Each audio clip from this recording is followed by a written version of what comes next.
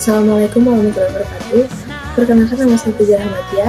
Saya dari kelas Ilkom 2A. Di sini saya akan menjelaskan apa itu teori adaptasi interaksional. Teori adaptasi interaksional ini menjelaskan bagaimana interaksi manusia dan tanpa sadar beradaptasi dengan perilaku komunikasi orang lain dan dalam interaksi tatap muka. Interaksi ini bisa berupa gerakan tubuh, nada suara, jarak fisik, hingga ekspresi wajah. Teori adaptasi interaksional ini dikembangkan oleh Judy Burgon, seorang ahli komunikasi asal Amerika pada akhir tahun 1970-an hingga 1980-an. Teori ini merupakan pengembangan dari expectancy violation theory yang juga merupakan ciptanya sendiri. Burgon tertarik pada bagaimana kita menyesuaikan diri secara verbal dan non-verbal saat berinteraksi dengan orang lain. Berikut di sini saya akan menjelaskan beberapa komponen utama dalam teori adaptasi interaksional. Yang pertama, harapan. Yang kedua, persepsi.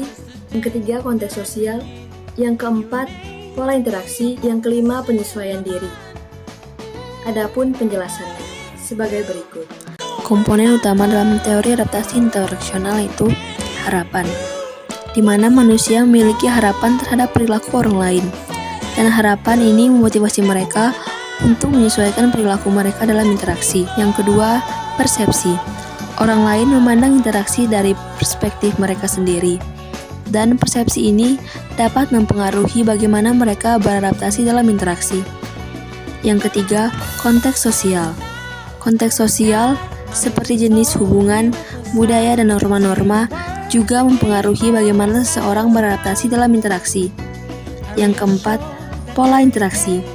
Teori ini menekankan bahwa interaksi antar individu menghasilkan pola-pola tertentu yang teratur seperti pola resiprokal atau pertukaran dan pola lain. Yang kelima, penyesuaian diri. Manusia secara alami cenderung menyesuaikan pola interaksinya dengan individu lain dalam berbagai konteks sosial. Teori ini juga menekankan bahwa komunikasi nonverbal memainkan peran penting dalam teori ini.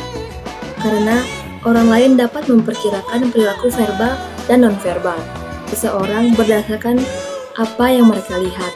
Dengan demikian, teori ini memberikan kerangka kerja untuk memahami bagaimana interaksi manusia terjadi, bagaimana orang beradaptasi, dan bagaimana pola interaksi terbentuk. Awalnya, teori ini fokus pada pelanggaran harapan dalam komunikasi nonverbal.